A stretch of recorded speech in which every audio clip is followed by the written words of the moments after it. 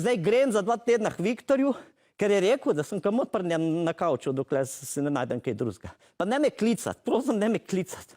Ker rabam malo cajta, da premislim stvari. To ne obdrž jih. Ampak, če jih ne porabiš v naslednjih 2 mesecih, ti ne veljajo več.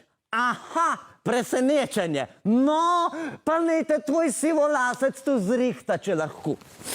Kaj nejte? Tilen, lepo pozdravljeni. Kaj dogaja? Ja, nova sezona. In sicer v soboto 17. septembra začnemo. 5 do 9 prvi program televizije Slovenija. Veliko novega bo. Konec koncev se je tudi politična garnitura kar krepko zdaj zamenjala, tako da ogromno dogaja. Jaz bi se vseeno sprehodila od začetka proti vašemu vstopu v medijski prostor. Začelo naj bi se v vašem otroštvu, ljubezen do imitacije. Je temu res tako? No, bil sem velik fan oddaje Radio Gaga. Že kot otrok sem poslušal to oddajo, občudoval sem tako Saša Hribarja, kasneje, ko se je pridružil Marjan Šarec, Jure Masnak.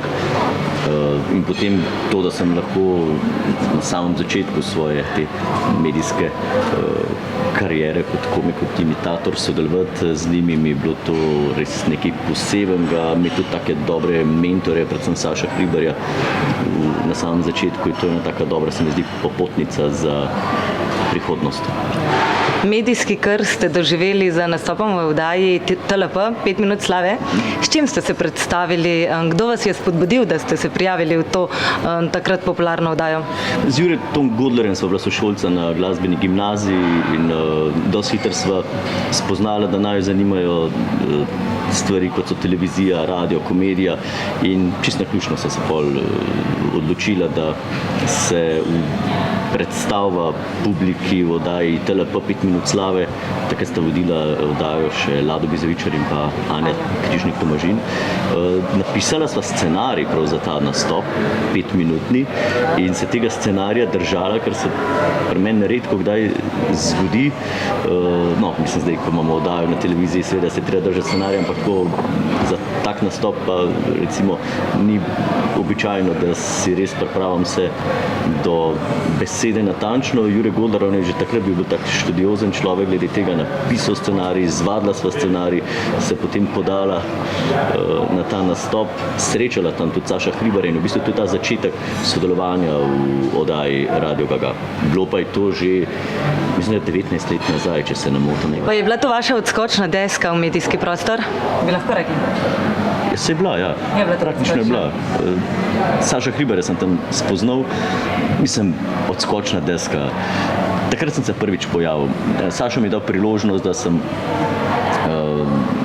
prvič lahko se predstavil javnosti, da sem lahko predstavil svoje imitacije. Tudi na samem začetku mi je Sašo dal jasno vedeti, da moram narediti nove imitacije, ustvariti svoje imitacije, ki so na mojem zelniku zrasle.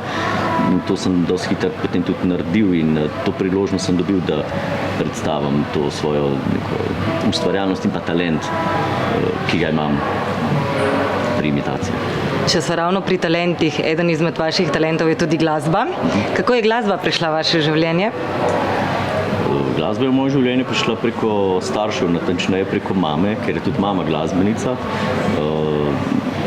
Zaposlena je že 30 let, mislim, da v Slovenski filharmoniji, v zboru Slovenske filharmonije. Tako da je ona ta, ki je tudi predlagala inštrument violončelo, da ga naj probam igrati, in tako se je začelo.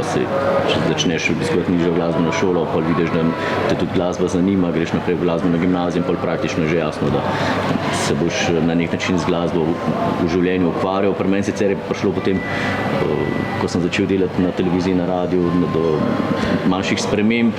Slej ko prej vidiš, da ne moreš 2 stvari naenkrat delati 100%, se pravi komedijo in pa glasbo, tako da sem potem začel zelo še pred koncem študija prilagajati in eno in drugo.